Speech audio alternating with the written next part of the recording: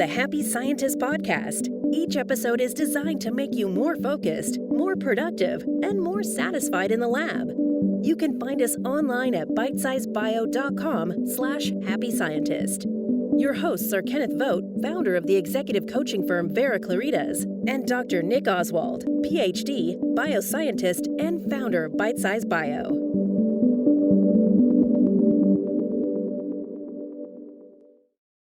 Hello and welcome to the Happy Scientist podcast from Bitesize Bio. If you want to become a happier, healthier and more productive scientist, you are in the right place. I'm Nick Oswald, the founder of bitesizebio.com, where we provide bioscience researchers with help for improving their technical skills, their soft skills and their well-being. And in this podcast, we will be focusing on the latter of these three areas. With me, actually the driving force of this podcast, it's Kenneth Vogt. I have worked with Ken now for over 7 years, with him as my business mentor and colleague, and I knew that his expertise could help a lot of scientists, which is why we started this podcast.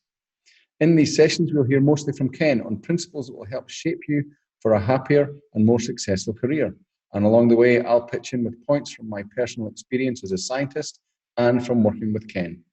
Today, we will be talking about the art of going slow. In episodes 1 to 9 of this podcast, we talked about the foundational principles of human needs, core mindsets, and charisma factors, which we'll be referring to in this and all future episodes. So if you find this episode useful, please go back and listen to episodes 1 to 9 to get an understanding of these life-changing concepts. So let's bring in the man himself. Kenneth, how are you today? Doing great. How are you, Nick? So I want to give a little shout out to Nick here about this topic. I've got a fire hose of topics that I want to cover in the podcast, but this is one that Nick brought up, the art of going slow. And if you only knew how Nick is a guy who just is naturally running with his hair on fire. So when he said, I want to talk about the art of going slow, I definitely knew we needed to talk.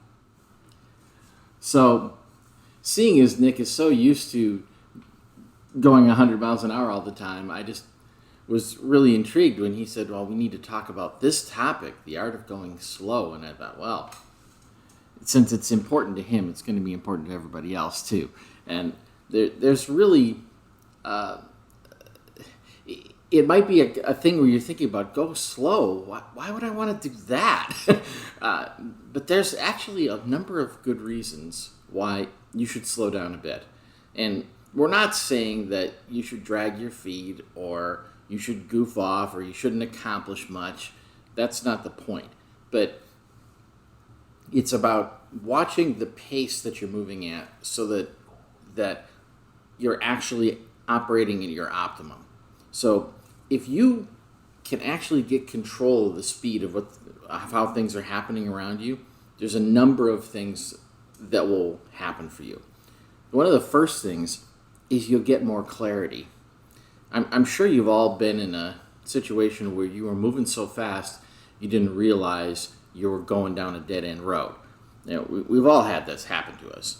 And you don't get to where you want to go if you don't have a moment to stop and think about, wait a minute, where am I going? What's happening here? And if you get caught in a process where you're confusing activity with accomplishment, well, it can be very frustrating because you can expend a lot of energy, spend a lot of time, put in a huge amount of effort, and get little or nothing for it. So I will poke Nick here right now and say, what do you think about this idea of getting more clarity by going slow?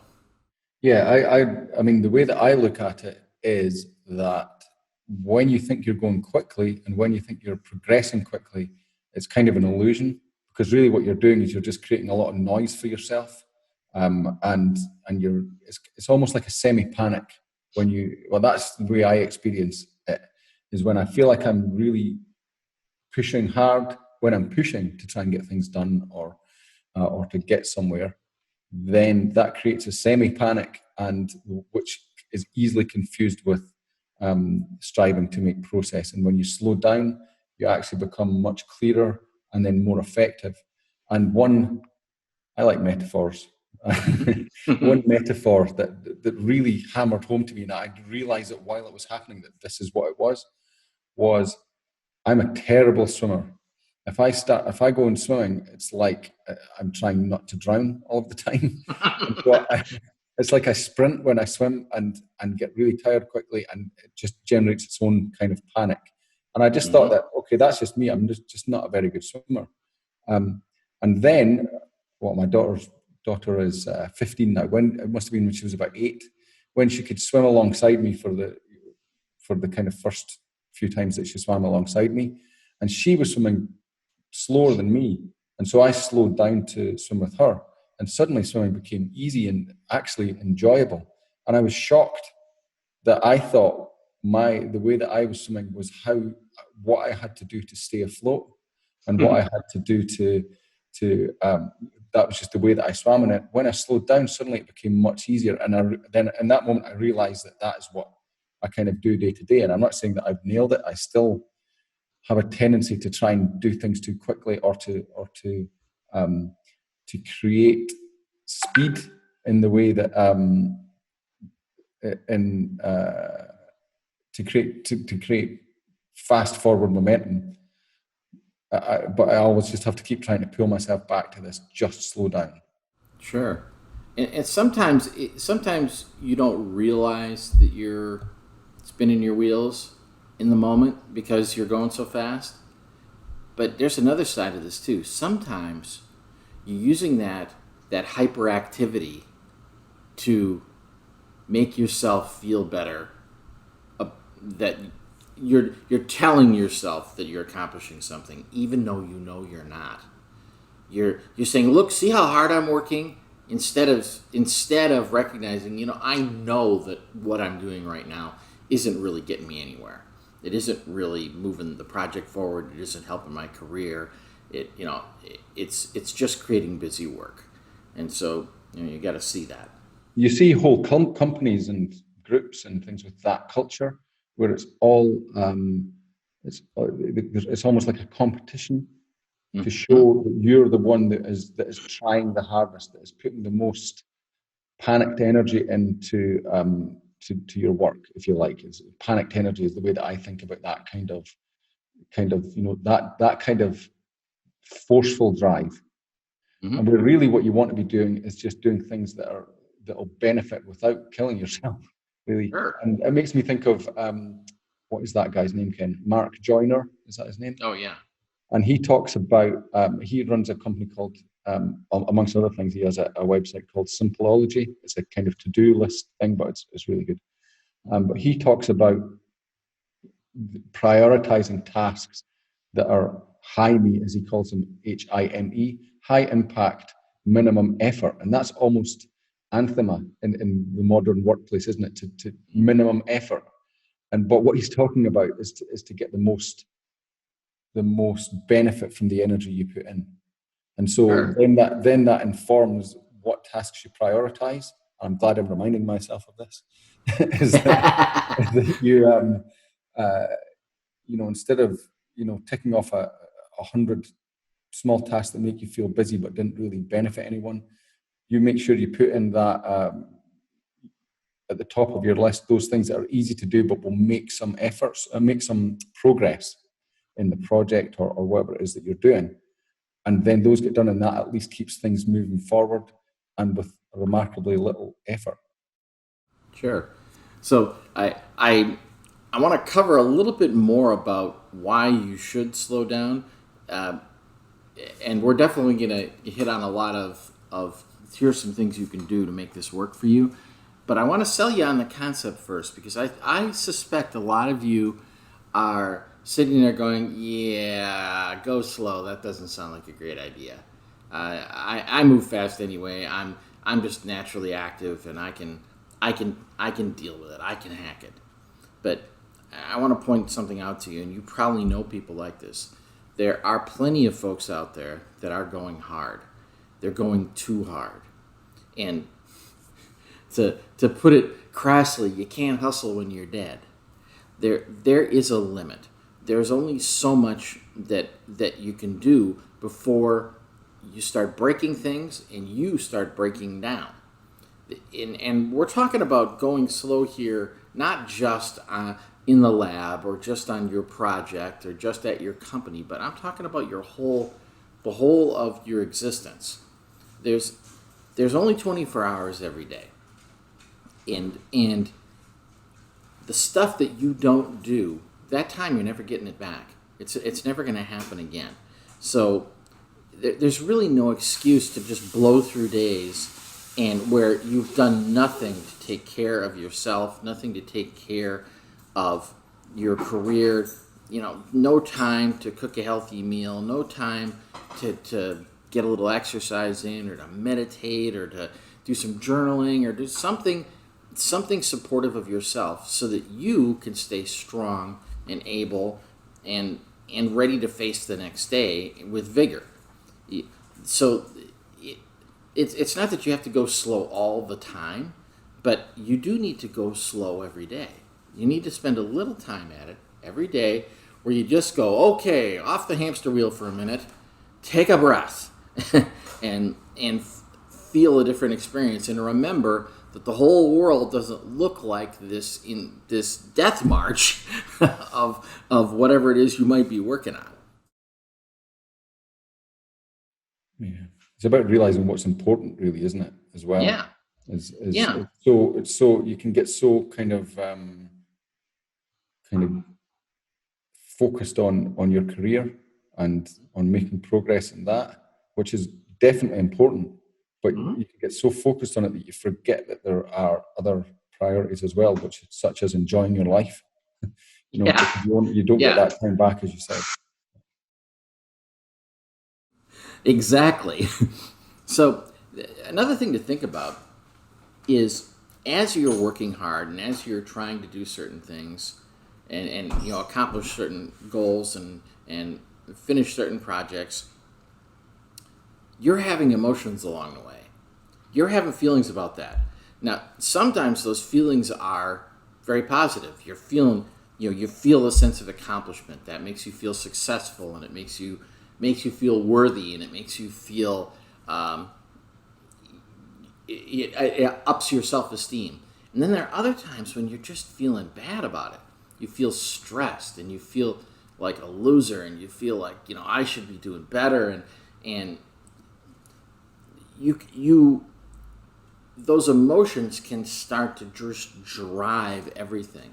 And people, literally get sick over this. And I don't just mean they start having mental health problems. They start getting things like ulcers and headaches and migraines. And, these emotional things that are going on are signals. They are it's a feedback mechanism for you. It's telling you, hey, the environment is causing me stress, or the environment is fulfilling and it's working and we're in the zone. So you need to harness that. And if you don't take a breath every once in a while, you won't have a chance to see your emotions. And how many times have we been in a situation where all of a sudden we got sick? And it's like, that's it, I'm done, I have to stop.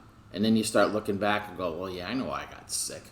I've been working myself to death, or you're going along and then you just break something.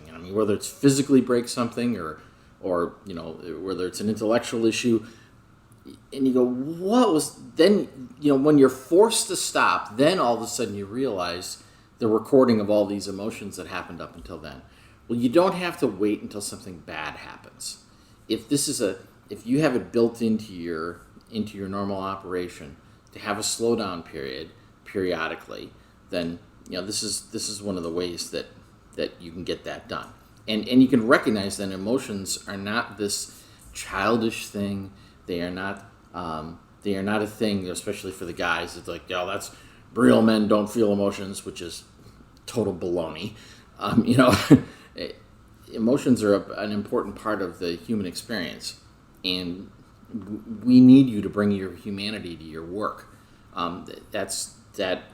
That drives innovation. It drives ethics. It drives your ability to work well with other people. it really becomes important that you be able to harness the power of your emotion, and being able to take some time to go slow occasionally will help you with that.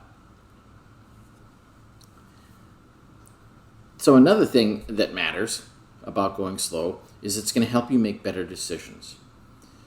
We all have to make decisions all day long. Even if you're not in a labeled managerial position, you are still managing your own work. And so there's a lot of decisions still to be made. And if you can't take a breath long enough to make a clear decision, what kind of decisions are you going to make? Nick said he likes analogies, so here's one. Imagine your mind is like a car engine.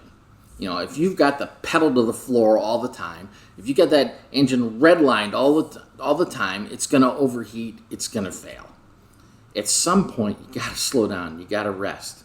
You got to lower your baseline for mental stress for some amount of time, even if it's just a few minutes. And when your mind isn't racing, you will find that doing things like absorbing information is easier. You're going to be able to see your circumstances more clearly, and you're going to be able to make better decisions. And so, Ken, what about when you talk about the emotions, what about the emotions that drive people to try and, it's almost like you go fast because you're compensating for emotion or trying to overcome an emotion like fear. Mm-hmm. You're scared of a negative outcome, and so you push. And so you're basing your drive on fear or worry about Right. what might happen or might not happen, or what someone's going to say, rather than what you're passionate about. Sure.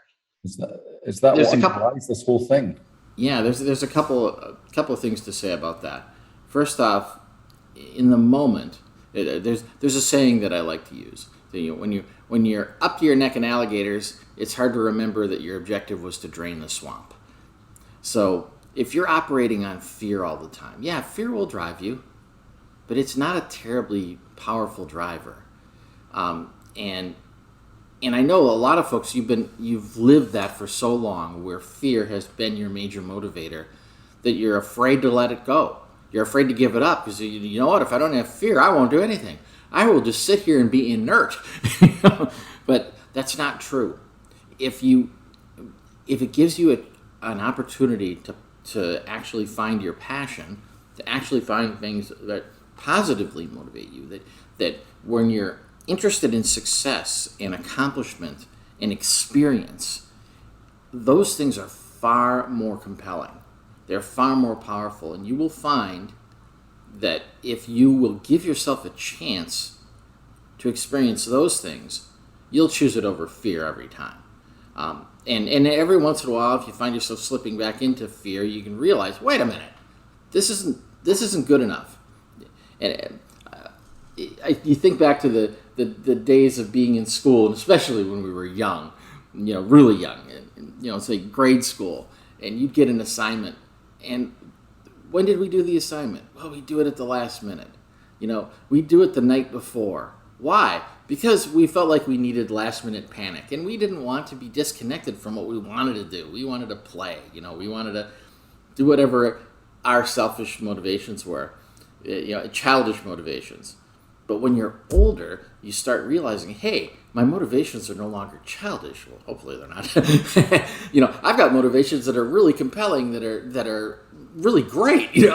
So I can replace it with that last minute panic. I don't need that anymore. I've got this mission in front of me, this thing I want to accomplish. This, whether it's something to get on your resume, or it's just a project that you're proud to be associated with. This allows you to get away from those negative emotions and replace them with positive emotions. And not just because positive feels better than negative, but because these positive things are more powerful than those negative things. Running away from something all the time is a crummy life. And it will make for a crummy career. And you'll be stressed, and you'll be wondering, why did I choose this? Why am I doing this? Just for the paycheck? It can't be worth it, and it's not. But it doesn't have to be that way. It's interesting what you talk about there is that, fear versus enjoyment as a driver or versus passion as a driver. Hmm. And fear, I associate, and I'm pretty sure everyone else does, fear is is associated with speeding up and trying to, um, panicked movement, if you like. And Hmm. and if you enjoy something, you tend to sit back and relax and enjoy and slow down. And so there's the kind of lever right there of where are you on that? Where is your motivation? What are you allowing to motivate you? And basically, what are you allowing to drive your life? And that's why slowing down is such a powerful lever. It's because basically to slow down, you have to relax, and so you have to move yourself back into that zone of, okay, if I'm fearful, it's really difficult to slow down. So you have to slowing down is in one way stepping out of the fear. Right. Yes, yeah. Part of this has to do too with time of life, perhaps for you. When you're younger, you're often very motivated by a lot of energy, a lot of adrenaline and a lot of testosterone in the case of guys, but estrogen too in the case of women. It's definitely motivating. But I'm thinking back to something that happened to me when I was in my early 20s, and I was one of those crazy people that was just going with his hair on fire all the time. That was my normal mode. I used to say I lived on adrenaline and caffeine, and I loved it that way. But a friend invited me to go camping in the woods, and I thought, I'm going to go sit up in the woods and do nothing. I don't know that I can do that. I don't know. But it kind of intrigued me because I thought, he's also a young guy, and he was an energetic person too. And I thought, well, he wants to go, and I've never done this before. What the heck? I'll try it out. And I just couldn't believe how much better I felt. I mean, it didn't take, but I wasn't there for an hour or two, and I calmed down. Something I didn't think I could do. I thought it was physically impossible for me. And, it was a week-long trip, and it was delightful. And it changed my outlook on the world forever. No one told me to go slow at that time. I kind of wish somebody had told me to. It was just accidental that this friend had invited me camping, and he'd never crossed his mind that I needed a break. In fact, it never crossed my mind that I needed a break. I didn't think I did need a break, but I did, and it really made a difference. And so, you might find yourself kind of backing into some of this stuff. You might say, well, I don't know if I need this, but my suggestion is try it. Try it anyway. Take a shot. Watch the sunset tonight. Find a moment to just say, you know what? I'm going to turn everything else off, and I'm just going to be still for a little bit. I'm going to sit in the backyard. I'm going to sit on the patio. I'm going to take a walk around the neighborhood. Whatever it is that you can do where you're no longer beholden to your phone or your computer or the television or the internet or people clamoring for your attention. Yeah, it's an interesting point that about, it's often said, isn't it, that with the increase of technology, then life speeds up in a way because the information that's firing at you is much faster, or it can be. And so it's an interesting thing to step back and disconnect yourself from that and allow things to slow down. Sure. I do that once a year at the moment as a kind of 3-4 day walk with just me and a tent. and it's really, the change of pace really helps and kind of gives you a calibration of, okay, this is slow. So, and then what fast feels like. So try and get somewhere in the middle. I like it. So, I know we have an audience that's around the world here. And of course, Nick is in Scotland and I'm in the United States. And there are some differences between the cultures of the U.S. and Europe. It's something that I found out the hard way. It's like, I found out that Europeans actually take vacations. You take time off of work. That is a wonderful idea. A lot of the folks who are listening to this who are Americans are going, yeah, I haven't taken a day off in forever. It's like, well, maybe we should be following the lead of our European brethren and do that. Take some time off sometime and really take it off. This notion sometimes of, yeah, I've taken it off, but I'm checking my email 4 times a day, and I've got my phone at the ready at every moment to take a call from anybody who wants to call me. And no, actually take some time off. Take a moment. I mean, this is a really good illustration, actually.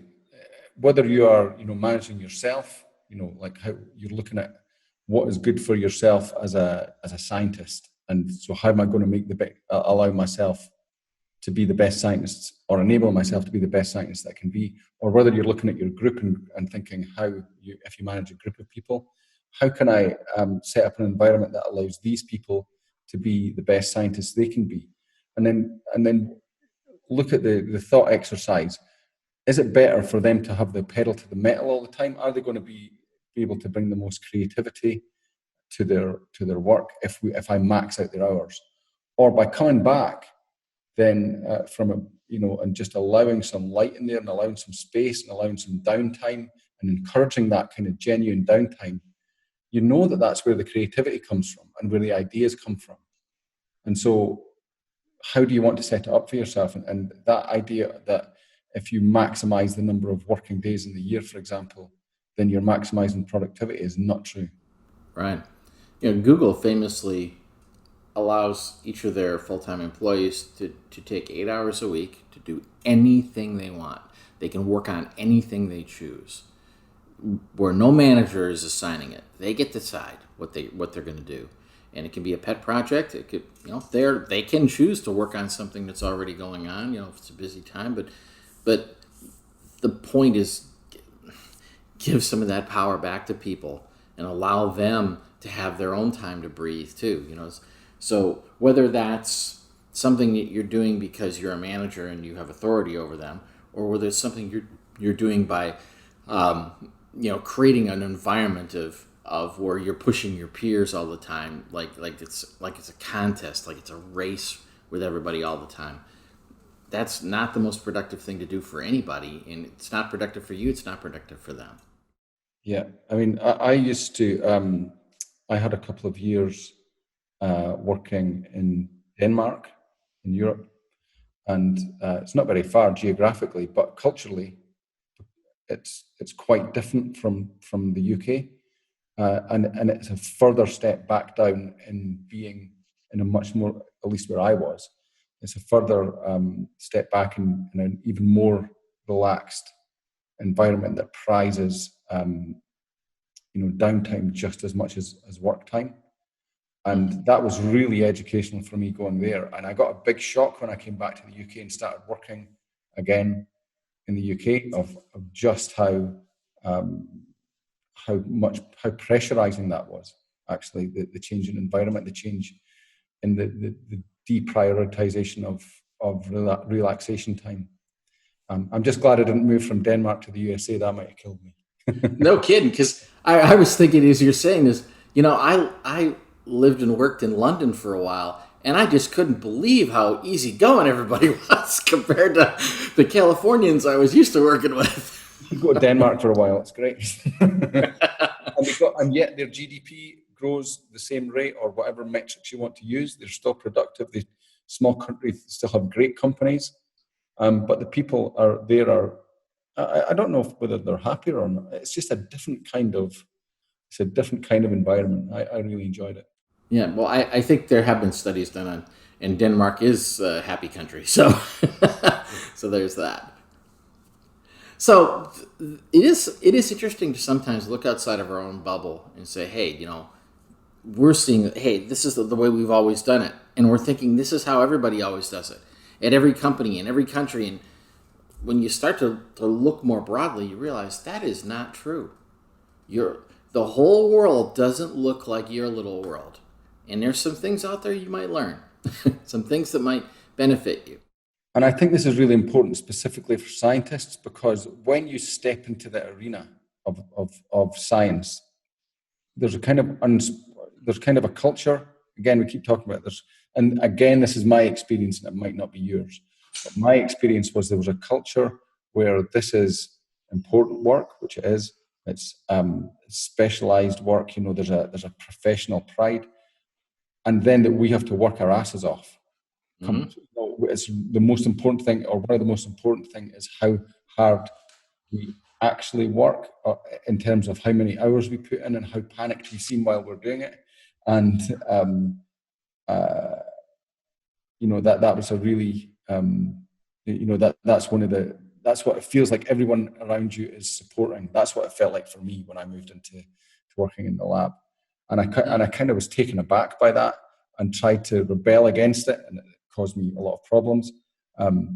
But yeah, that if you're experiencing that, then it might be worth having a look though at how you can, is that the way that you want to work, and can you step back just a little bit to give yourself some more space to be creative and to be relaxed and to be enjoying things.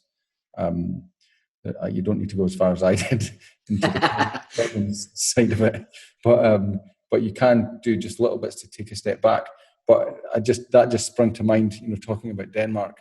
There was a guy, actually, we were recruiting, the company that I worked for was just a small company, and we were looking for a new lab head. And everyone who was working in the lab got to be involved in the interviewing process. And there was a guy who was technically amazing, but he came in talking about how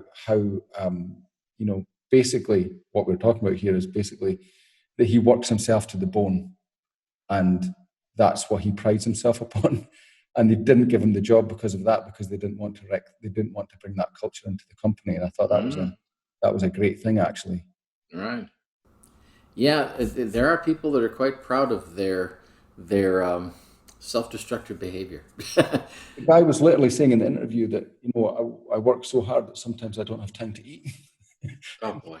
You could see his name being crossed off the list. Yep. Boy, again, you're describing me like my 20s, man. I at the time I was a computer programmer, and I really loved what I was doing. And every once in a while I would look up and go, when's the last time I ate? I think it was Tuesday. It's like, that's just not healthy. It's not the way to go. So yeah, and it's so difficult though, because I used to think that when I was kind of like, what's all this about? Why do I have to work 12 hours a day and work on Saturdays?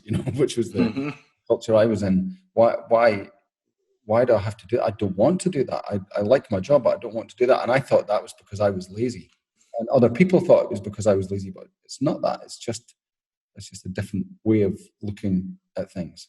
Yeah. And for me, that's a more healthy way of looking at things, and a more sustainable way. You will get, and you will get more out of it in the end. You will get more productivity by allowing that kind of more, by staying in that more relaxed zone. Right. So hopefully we've put this idea in front of you that going slow could be beneficial for you. And hopefully you're going, you know what? Okay. All right. You got me. I'm willing to try, but how am I supposed to do this? Now, we've mentioned a few things along the way, but I want to call out a couple things specifically that can really help you. And it's going to start with before you even show up at work. I want you to wake up slowly. So instead of bolting out of bed in the morning and just leaping into life, set your alarm clock for 10 minutes earlier than you typically would get up any day. So you're going to have 10 minutes of just, do a little stretching. You don't even have to get out of bed to do that. Then you can get up and you can make your bed. And you can go drink a glass of water, and you can just cut out all this rush and noise and panic to start your day. Because when you start your day that way, you set the tone for your day, and that's how your day will be. But if you start your day at a pace that's where you can breathe, where you can think, where you can actually see everything around you, you have a moment to observe your environment, then you're going to have a different experience. And I want you to think about giving up some of the things you typically do in the morning. Like, do you really need coffee? Is this an addiction? Is it something you've always told yourself? Is there a way you could perhaps get free of something like that? Do you really need to watch the morning news and get agitated about what the politicians said today and where the latest catastrophe is happening? Is that really critically important that you know up to the second everything that's going on there? Or could you let that go for now? Or do you have to just dive into that abyss of email before you can even get your breakfast cereal down? Or can you take a moment just to get awake, to just get into your body and into your mind again, so that you can be fully prepared for when you're going to attack the day. So what I'm going to ask you to do is to make that change in your morning routine for 7 days. That is, get up 10 minutes earlier, get rid of all of the agitating things you do in the morning, like checking the news and jamming into your email. If you're using something like coffee to just shoot juice into the system, why don't you give yourself a chance to come up at your natural pace? Why don't you allow yourself to wake up instead of force yourself to wake up? And see how that might not change how you experience things. And you will see a change throughout your day as you go at it this way. I think we're going a bit too far here. No coffee. I don't know. Okay, well, it's just a suggestion.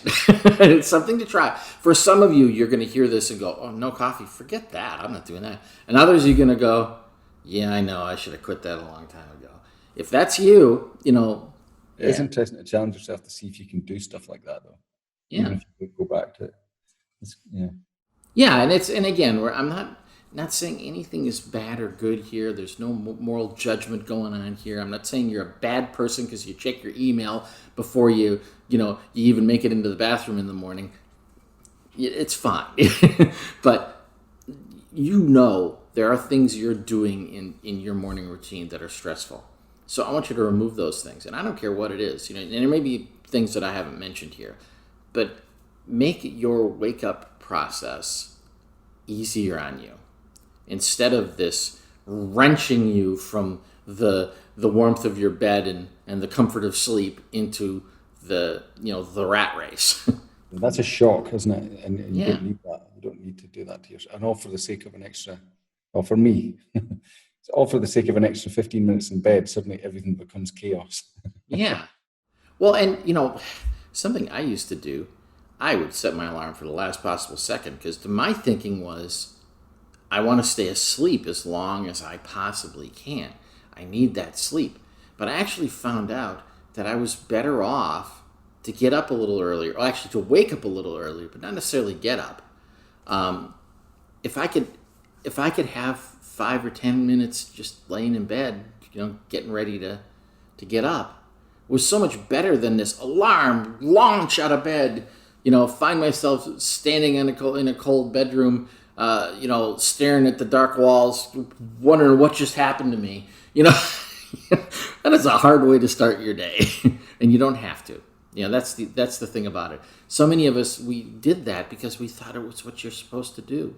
That's what adults do. That's what mom and dad did. That's what everybody I know does. No, it's not. You think they're all doing that, but they're not. Not all of them. I still do a lot of these things and just have to keep reminding myself not to, that. Yeah. Well, check the email in the morning thing is an absolute killer. You've got to, if you're going to look at your email, you've got to be you should only check your email if you're prepared to accept the consequences of a really, something bad being dropped in your email. Mm-hmm. If you're not ready for that, don't look. I heard some comedian it's great that it was a comedian because this guy could have been a management consultant. He said, so I want you to answer this question honestly. Do you check your email before you pee or while you pee? And I thought, oh man, that's brutal. But it's what people do. We're just in such a rush to get started, and you don't have to be in such a rush. Yeah. So you've started your day now. It's happened. You've got everything you're going to do for your morning routine done, and you're off, and you're at the office. You're in the lab. You're at work. You're ready to go. So I want to recommend an interesting book called The Power of Less by Leo Babauta. And in it, he recommends choosing the 3 most important tasks for the day. That's step 1. And step 2 is do them first. So this, we all have our to-do lists, and often there's 93 things on them. But what he is saying is, look, you're not going to get to 93 things. You know that. Everybody else knows that. Stop kidding yourself. But what you really, really, really need to do is, what are the 3 most important things that have to happen today? And do them. And don't wait. Don't I got these half a dozen other things that are easier, or I can just bang them out, and then I'll feel like I accomplished something. You say, yeah, were they among the most important things to do for the day? No? Well, then you didn't accomplish much. Do the 3 most important things you need to do and get it done. And I realize there are some things like, one of the most important things I can do is to go to that meeting at 1 p.m. Well, obviously you can't do that till 1 p.m. But you can be prepared for that meeting at 1 p.m. You can take steps to, what can I do in support of this thing that is the most important thing for me to do today? And when you start realizing that I'm only going to do this many things, because if you have a list and there's 12 things on it, and it's causing you stress and pain, and there's no way I'm finishing those 12 things that have to get done today, well, guess what? They must not have to get done, because you're not getting them done. And when that's happening every single day, well, what is the standard I've been applying to saying it has to be done today? Stop kidding yourself. Start seeing things as they actually are, and recognize this is something that has to be done today. And this other thing, even though it's important, I'm not calling it unimportant, doesn't have to be done today. Well, I'm not going to put my thought into that. I'm going to put my full thought into the stuff that has to be done today. Now, if you get done with your 3 things that have to be done today by 3 o'clock, and you're still going to be there till 5 or 6, cool. Do something else. Find the next most important thing, the thing that would have been the most important thing to finish tomorrow. But really dial yourself in and give yourself a checklist, a to-do list that you can actually complete each day. When you have a to-do list that's just a running list of tasks, you've never actually gotten clear on what has to happen today. And sometimes it's critical for you to know. You need to know what has to happen today. And you got to stop distracting yourself with stuff that isn't important today. Not that it isn't important ever, but if it's not important today, it shouldn't be getting in any of your brain cycles. It's wasting time, it's wasting effort, and it's part of the reason why you're going so fast all the time, because you've got this extra consideration of something that doesn't matter happening on a regular schedule here, and probably multiple things like that. So instead of the 3 things you should be focused on today, there are the 12 things you're focusing on today. And so you're cycling through all 12 of those over and over again, and that means that 9 times out of those 12, you were wasting time. It's not helpful. So dial it in. Really, really get simpler about it. Now, one of the things you can do then is you can reward yourself for that focus. Then you may find yourself, hey, you know what? I can take a walk at lunch. I can take a break and read something edifying, something useful, or something entertaining and something that'll take me away for a minute. If you have an environment where you can do so, I'm a big fan of taking naps. Naps are beautiful things.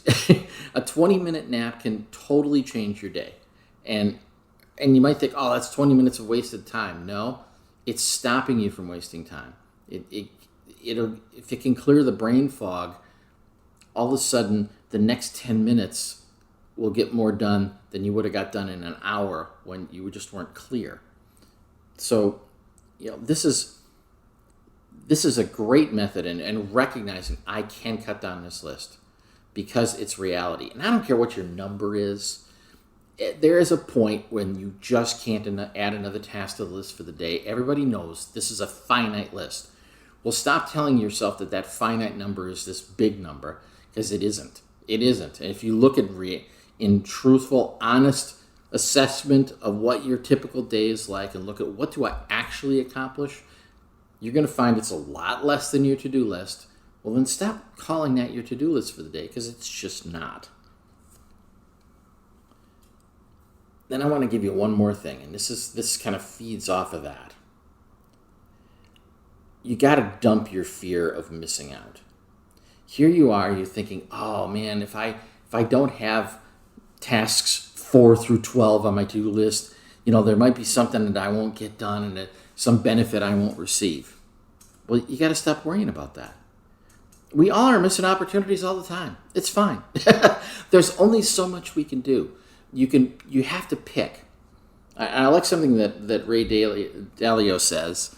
He says that you can have anything you want in your life. You just can't have everything. You're going to have to pick what's important, what's valuable, what's worthwhile, what am I willing to commit my time and resources to, what am I willing to hang my hat on. And just pick those things, and don't worry about all the other stuff that you're not doing. And we've all seen people like this. They go to a restaurant and they order something, and you order something, and they go, oh man, I should have ordered what you ordered. It's like, well, you still can. Or worse yet, you're eating yours and like, oh, yours looks so much better than mine. It's like, why don't you enjoy what's on your own plate? Why not? Why not see that and be present to that? So what do you think about that, Nick? Well, it's just a matter of focus, really, isn't it? It's back to that thing about realizing that time is probably the most precious resource that you have, because you can't get more of it. So, yep. So what are you? Beware of wasting it, really, and choose what you want to focus your time and energy on, and not taking that cue on what you should focus it on from other people. Choosing it for yourself. Right, and don't be deluded about how much you can focus on. You can't. Focus is, by definition, taking you down to one thing. You can't focus on multiple things. That's anti-focus. Well, yeah, I'm not even going to mention multitasking, Ken, because I know what you think about that. We will have a whole episode on that one, I promise you. And folks, if you haven't figured it out, I'm not a fan. Well, so this was all about the art of going slow. I hope we have convinced you that it's worth taking a shot at and giving you some ideas. So start your day slow. Get your to-do list down to a very small number. 3 would be great for the day. And stop worrying about missing out. And if you do those things, you're going to find you're going to have a less stressful day. You're going to have a more successful career, and you're going to feel more accomplishment in the work that you're doing. I think at some point we will have an episode about managing healthy to-do list management, which I think is a big thing, especially for any professional, actually, especially nowadays with all these inputs that we have. Absolutely. I just wanted to also, you mentioned The Power of Less, which is a great book about slowing down. Mm-hmm. One book that I love in this area is called, let's see what it's called. It's called The Practising Mind, and it's by a guy called Thomas M. Sterner, and it's very interesting. This guy is a professional piano tuner, of all things. And he talks about in the book how he has over in his career he's been in pressure situations where he tunes pianos in for orchestras and things. So the piano's delivered, the performance is tonight, and he has to tune this grand piano to perfection for the performance, and it's time pressured. And he talks about all around how the only way he can cope with that he's developed to be able to cope with that pressure and to be able to work with such precision is to slow down regardless of how little time he feels like he has or how pressured he feels. And it's a really great read. So The Practising Mind by Thomas Sterner. That's my recommendation for today. Well, there we go. All right. Well, that's a wrap for this episode. And I think Nick has a bunch of things to tell you about besides that. Okay. The only things that I have to tell you about are the normal housekeeping things if you've been listening to this podcast. If this is your first episode, then this is the first time you've heard it. But regardless, the housekeeping is please join us at the Happy Scientist Club Facebook page if you want to hear more things like this. It's facebook.com/The Happy Scientist Club. If you want to see the show notes for today's show, then you can get them at bitesizebio.com, The Happy Scientist. And this is episode 11. So if you go to episode 11, you will find the show notes where we will provide links to the books and some other stuff that we talked about today. And there was one other thing, and that is to, if you haven't done so already, and you think that you could benefit from the sort of content that is in this podcast, please go back to episode 1 and listen to 1 through 9. It's quite a lot of content, so just give yourself, approach it slowly and just take your time and go through it. But that contains a lot of all of the foundational principles that we will be addressing throughout this podcast and however long it goes on for. Those foundational principles of human needs, core mindsets, and charisma factors, which are just different ways of looking at yourself and the world, different frameworks that you can use to improve things for yourself. These are frameworks that Ken has created, and I have personally found them very useful. So I think that wraps up for today. And again, thanks again for another great insight, Ken. Thank you, Nick. And we'll see you all next time. All right, bye now.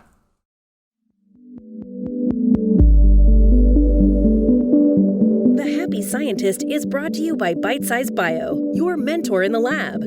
Bitesize Bio features thousands of articles and webinars contributed by hundreds of PhD scientists and scientific companies who freely offer their hard-won wisdom and solutions to the Bitesize Bio community.